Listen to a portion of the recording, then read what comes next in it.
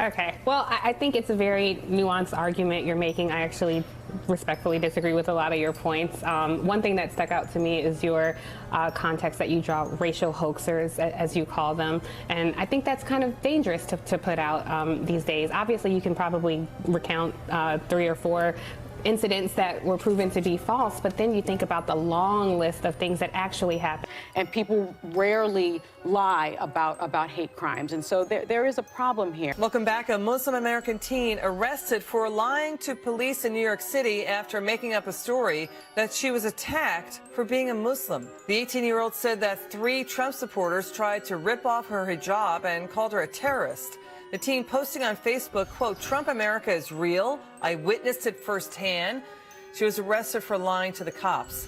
She basically said she fabricated the story, evidently scared that her father would not want to find out about her night out drinking with friends. Sharmika Moffat told police that she was walking through a park when she was attacked. She said that a group of 3 men wrote the initials KKK and a racial slur on the hood of her car. Police just announced that the story was fabricated and that the burns were self-inflicted. It seemed believable. The Jewish owner of a Winnipeg cafe physically attacked her family's business, trashed and painted in anti-Semitic graffiti that all got turned upside down. Police say the cafe owners staged the whole thing and have charged them with a crime. It's not something that we do. It's against our Jewish law.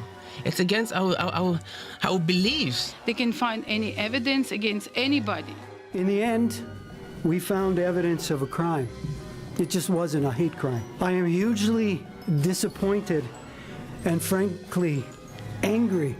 But the Barons insist they were targeted and say they're scared. It's completely broke our family, our business, everything.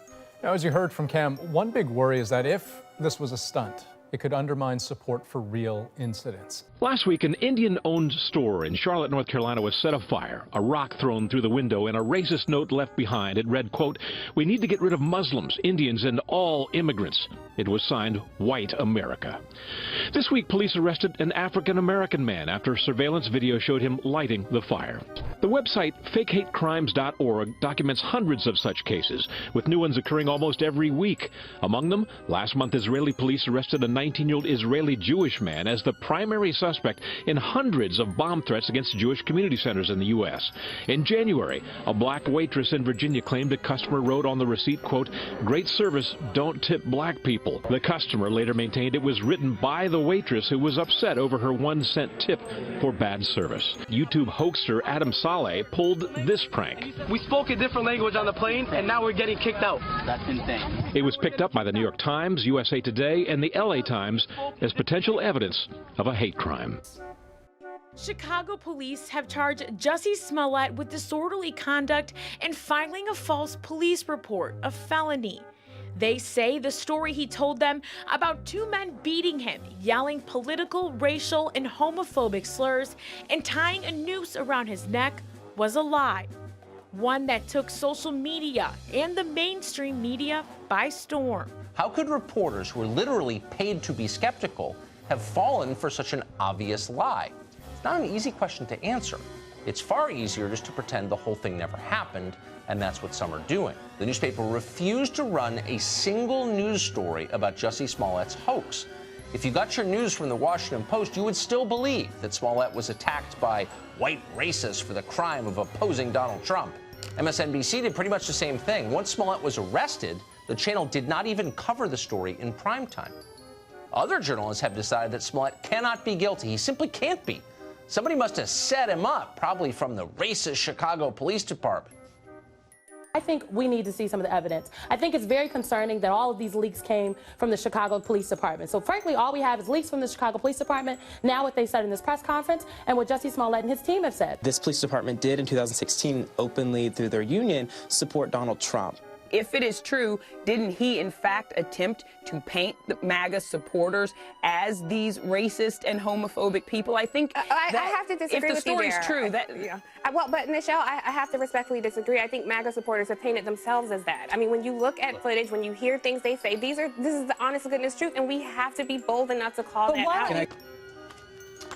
So this is the new official story, the one you're going to be hearing for a long time, the one your kids will be learning about in school. And it's this: a specific hate crime may not have happened in this case, but hate crimes overall are incredibly common, and the incidence of them is rising.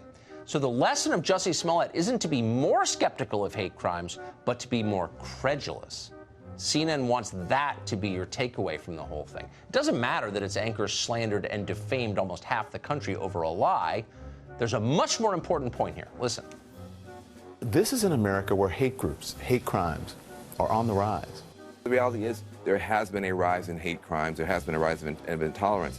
We know that hate crimes are on the rise. A lot of people don't want to accept that. They want this to be trumped up. Type in the phrase hate crimes into Google, and you will see story after story claiming that thousands of these atrocities take place every year in our country, and the incidence of them is rising. A story in Vice News yesterday, for example, claimed that in 2017 there were 7,175 hate crimes in America. Now, reporters almost never do their own statistical analysis for stories like this. They tend to be bad at math. In fact, that's why they're journalists in the first place. So instead, reporters take their numbers wholesale from partisan activists who pose as researchers, or from wholly fraudulent organizations like the Southern Poverty Law Center. These groups use moral panics to gin up fundraising. They get rich doing it, so of course they continue. The problem is there aren't that many hate crimes occurring in this country. It's just not a very hateful place. So they have to make them up. How do they do that? They do it, and this is key, by counting accusations as crimes. An accusation is not the same thing as a crime. It's not even close. Just this morning, the New York Times ran a headline that began, "Hate crime hoaxes are rare."